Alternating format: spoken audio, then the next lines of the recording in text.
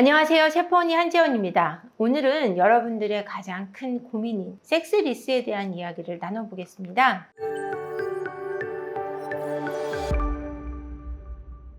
섹스리스라고 하는 것은 한 달에 한 번 이하의 성관계를 섹스리스라고 합니다. 섹스리스 문제가 왜 벌어질까라는 고민을 많이 하실 것 같아요. 섹스리스 문제가 벌어지는 데는 세 가지 요인이 있습니다. 첫 번째, 서로 정서적인 유대감이 멀어질 때. 두 번째, 속궁합이 맞지 않을 때. 세 번째, 트라우마로 인한 섹스리스가 있는데요. 첫 번째, 정서적인 유대감의 멀어짐으로 인해서 육체적인 멀어짐이 발생합니다. 정서적인 유대감은 소통이 적은 데서 오기도 하고 그 안에서 이해받지 못함에 오기도 하고 서로 많이 다툰 후에 육체적인 관계를 갖자 그러기가 어려워서 또는 거절을 당해서 문제가 되기도 합니다. 두 번째 속궁합은 남자가 길게 한다고 해서 좋거나 짧게 하면 좋지 않거나 하는 것이 아니고요. 서로 그것을 시간적인 부분 또는 크기적인 부분 또는 속도의 부분, 디테일한 스킨십의 부분이 서로에게 만족을 줄 때 그것이 속궁합을 맞는다고 하는 겁니다. 근데 최장 한 18년 섹스리스였던 남편분이 제게 한 말이 있는데요. 아내가 내가 관계를 가져도 만족스러워하지 않는 모습 때문에 관계를 갖지 않게 됐다. 그래서 본인은 그 긴 시간 동안 자위를 통해서만 해소를 해왔는데 아내는 부부관계를 원하는지를 몰랐다. 이렇게 얘기를 하셨어요. 그 사례는 아내분이 외도를 한 사례였거든요. 그러니까 남편분은 서로 만족하지 못하니 서로 각자 해결을 하는 게 맞다. 또는 여성의 성욕은 크지 않다라고 믿었던 부분에서 가정에 문제가 발생한 것이었습니다. 세 번째, 트라우마적인 부분은 어떻게 생기냐면 아이를 갖기 위해서 장기간 배란일에만 관계를 가졌을 때 남편분들이 내가 수소가 된 것 같다라고 이야기를 하시면서 섹스리스를 선택하게 되고는 합니다. 이처럼 정서적인 유대감이 멀수록 육체적인 유대감도 멀어지게 하고 육체적인 관계가 멀어질 때 정서적인 유대감도 멀어지게 되어 있습니다. 이처럼 섹스리스로 인해서 저희 상담소에 오시는 분 중에는 최장 10년 또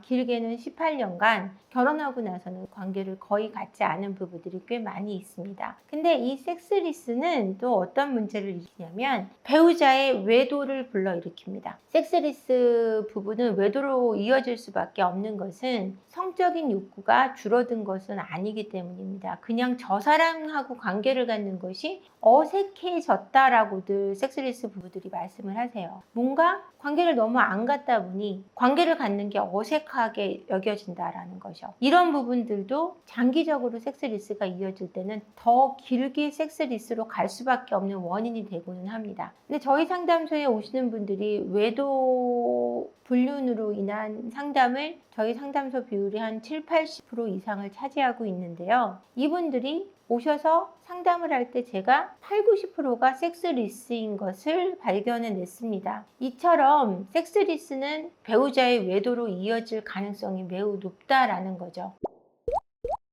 한쪽이 잠자리를 거부하는데 어떤 심리적인 이유가 있는 걸까요? 심리적인 이유는 분명히 존재합니다. 제가 상담 사례에서 보면은 한 3번 이상, 또 많게는 5번, 더 많게는 10번 이상 잠자리를 거부당하면 더 이상 그 사람에게 잠자리를 하자는 얘기를 하고 싶어지지 않아요. 그래서 심리적으로 내 자존감이 무너지면서 저 사람이 원할 때도 내가 들어주고 싶지 않거나 또는 저 사람이 나를 싫어한다라는 생각이 드는 거예요. 나를 인정해주지 않는다, 인정받지 못한다라고 느끼게 되거든요. 여성성, 남성성이 저하되는 겁니다. 이랬을 때 섹스리스로 이어지는 확률이 굉장히 높고요. 아까 제가 말씀드렸다시피 배란일에만 관계를 가졌을 때 내가 사랑 같지가 않고 씨를 주는 소 같다든가 아니면 씨를 받는 씨바지 같다라고 느낀다든가 이런 식으로 느꼈을 때 성관계에 대해서 흥미나 어떤 욕구를 느끼지 못하게 되는 사례도 상담 사례에 꽤 많이 있었습니다. 그러니 심리적인 부분이 없다고 할 수 없겠죠. 내가 자신감을 굉장히 잃어버릴 때 그 섹스를 하기가 어려워지고 내가 여성적으로 남성적으로 매력적이지 않다고 생각할 때 성적인 기능이 굉장히 떨어지거나 또는 수동적인 형태로 변하기 때문에 이 심리적인 부분을 떼놓고는 성을 또 이야기할 수 없을 것 같습니다. 예전에 다큐에서 아내가 폴댄스를 배웠는데 본인 스스로 굉장히 여성으로서 아름답다는 생각을 가지게 됐다고 해요. 그 뒤로는 남편과의 성관계가 훨씬 즐거워졌다라는 인터뷰를 제가 본 적이 있습니다. 이처럼 본인 스스로를 어떻게 느끼는가가 성관계를 더 활성화를 시키기 때문에 거절당하고 남성이나 여성으로서의 가치가 폄하됐을 때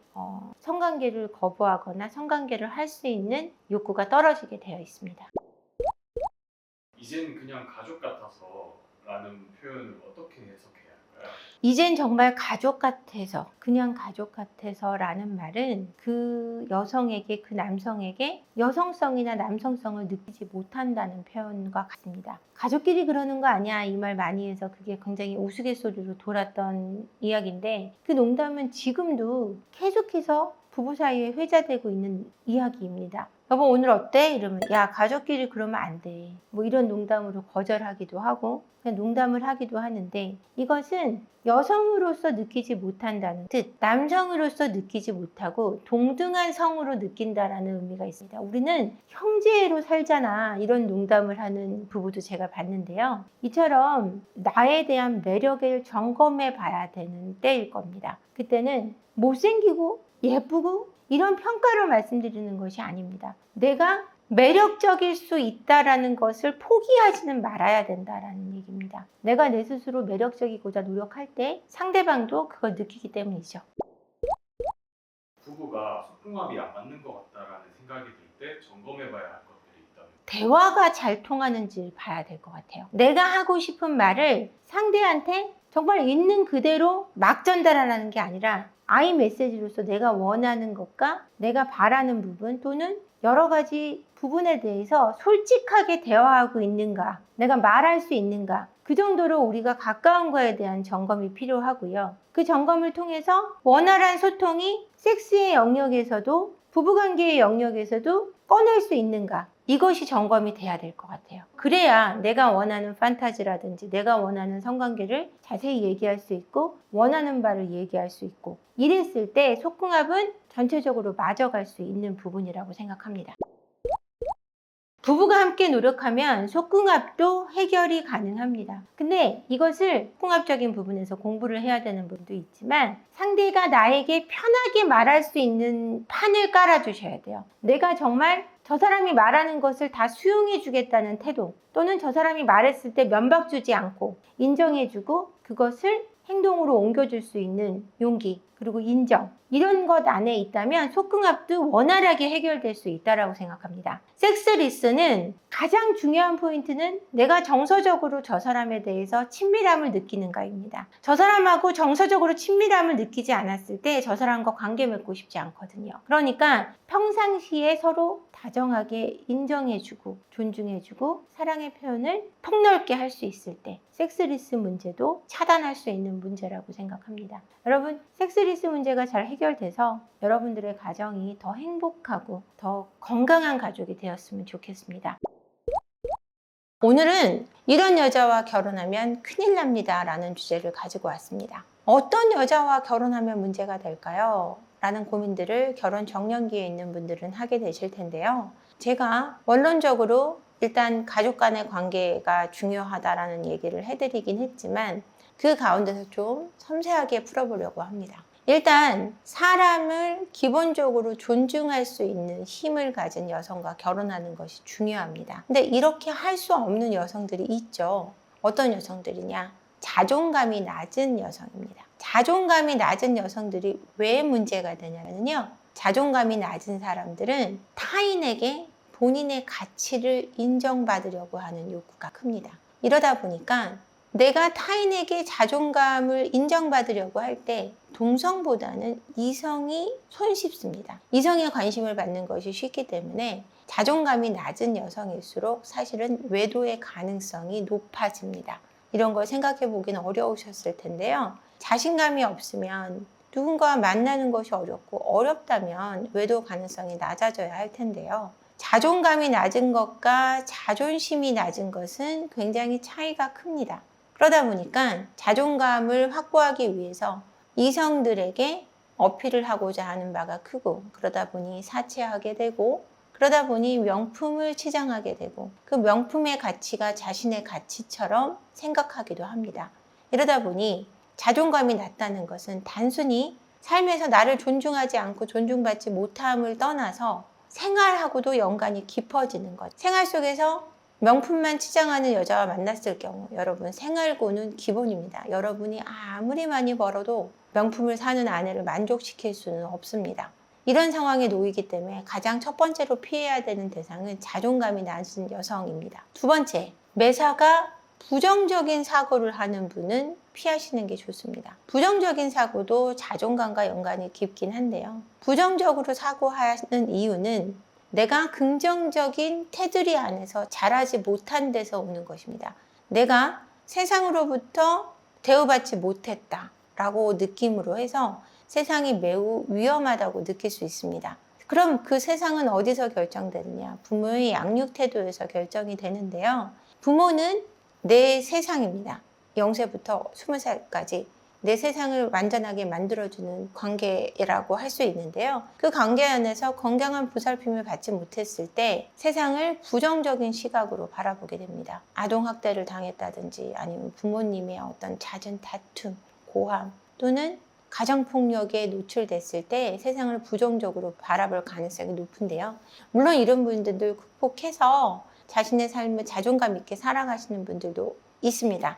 하지만 세상을 부정적으로 계속해서 바라보고 있다면 이걸 극복하지 못했을 가능성이 높죠. 그래서 세상을 부정적으로 바라볼 때 함께 살아가기 너무너무 힘듭니다. 왜냐하면 내 가족을 향해서도 부정적인 시각을 놓지 못할 때고 날 향한 시각도 긍정적이지 못합니다. 그렇기 때문에 모든 판단과 모든 생활을 부정적으로 판단하는 데 있어서 행복해지기란 굉장히 어렵죠. 우리는 결혼을 하는 이유는 내 행복과 그 사람의 행복이 합쳐져서 더 큰 행복을 창출하기 위함이지 마음고생하려고 결혼을 하는 건 아니기 때문입니다. 세 번째로, 나를 전체적으로 통제하려고 하는 여성을 만나시지 않는 것이 좋습니다. 이것도 불안과 깊은 연관이 있는데요. 내 삶을 내가 컨트롤하지 못하는 데서 오는 불안을 내 남자친구 또는 내 남편에게 적용해서 그들의 삶까지 전체적으로 통제할 때 내 삶이 안전하다고 믿는 거죠. 이렇기 때문에 내 삶을 전체적으로 통제하려고 할 때 내가 느껴야 되는 갑갑함은 이루 말할 수가 없습니다.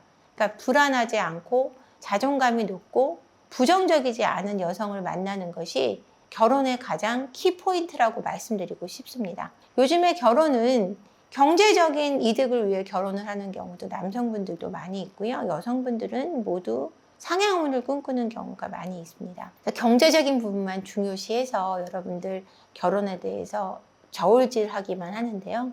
그거보다 더 중요한 건 사람이 아닐 수 없습니다. 사람을 볼 수 있는 힘, 긍정적이고 불안하지 않고 자존감이 강한 여성을 만나는 것이 여러분의 결혼을 완전하게 지키는 길이라고 감히 말씀드리고 싶습니다. 실제로 결혼 전과 후가 많이 다르다고 말을 하시는데 그 중에서 남자들이 가장 크게 느끼는 변화는 어떤 게 있을까요? 결혼 후 남자가 변한다는 얘기를 많이 하죠.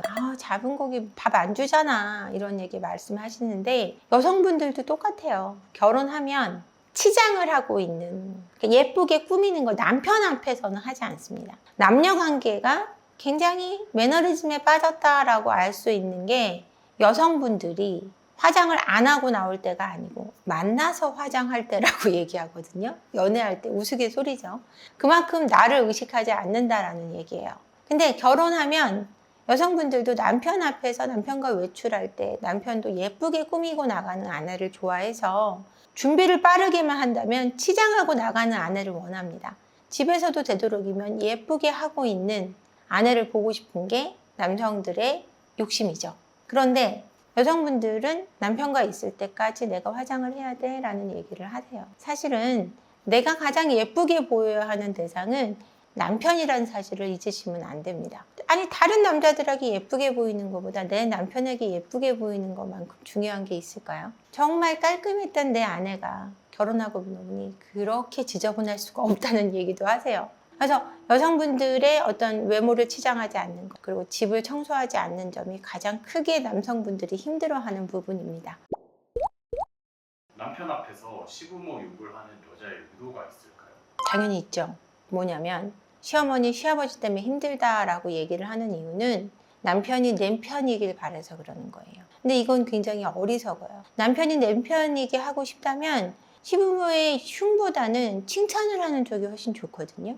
그 대신 힘든 부분도 조금 있어 라고 얘기하는 것과 당신 엄마랑 당신 아빠 나빠 이런 식으로 얘기하는 것. 또 어머니 아버님 때문에 좀 힘든 부분이 있는데 이 부분은 당신은 어떻게 생각해? 라고 얘기하는 거랑 굉장히 의미가 다르거든요. 근데 무조건적으로 어머님이 이렇게 했기 때문에 나쁘고 아버님이 이렇게 했기 때문에 나쁘고 이렇게 세세하게 얘기하는 거는 시부모님과 자주 만나고 싶지 않은 아내의 의도가 들어 있습니다. 그러니까 내가 만나는 거 힘들어 라고 얘기를 하면 되는데 내가 그냥 힘들면 내가 나쁜 사람이 되니까 어머니, 아버님 때문에 힘들어서 내가 가고 싶지 않아야 남편이 나를 이해해 줄 거라고 믿는 것 같아요. 근데 욕을 하는 것보다는 그냥 나의 힘겨움을 이야기하는 것이 훨씬 맞습니다. 근데 내가 힘들다고 얘기하고자 하니 그게 흉이 돼버리는 경우가 있는데 이것도 굉장히 현명하게 풀어야 되는 것이 어머니 아버님은 굉장히 좋지만 내 입장에서 힘들 수 있다라는 얘기가 되어야 될 것 같아요. 근데 어머니 아버님 때문에 내가 힘들다고 하면 내 부모를 건드리는 일밖에 되지 않기 때문에 부부관계에는 전혀 도움이 안 된다는 얘기부터 해드리고 싶네요. 외모만 보고 결혼하시는 분들의 특징이 있을까요? 남자분들은 거의 외모를 무조건적으로 본다고 해도 과언이 아닌 것 같아요. 외모만 본다. 이런 분들은 일단 경제적으로 본인이 굉장히 자신 있을 때 어떤 여성의 조건보다는 외모만 보는 경우도 많고요. 아니면 진짜 한눈에 뻑 간다 그러잖아요. 이처럼 한눈에 정말 그 여자가 너무너무 아우라가 펼쳐 보이고 그 여자의 외모 외에는 어떤 것도 필요 없는 이런 경우 이런 결혼을 하게 됩니다.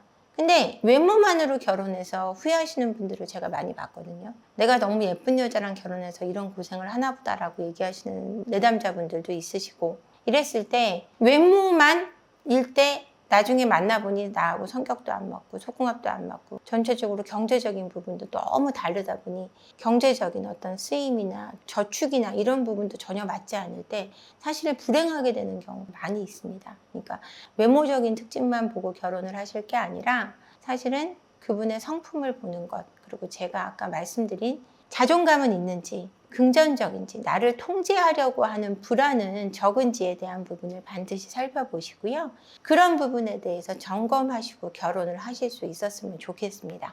오늘도 영상 끝까지 봐주셔서 감사하고요. 구독과 좋아요, 댓글, 알림 설정, 라이브를 위해서 꼭 좀 부탁드립니다. 고맙습니다.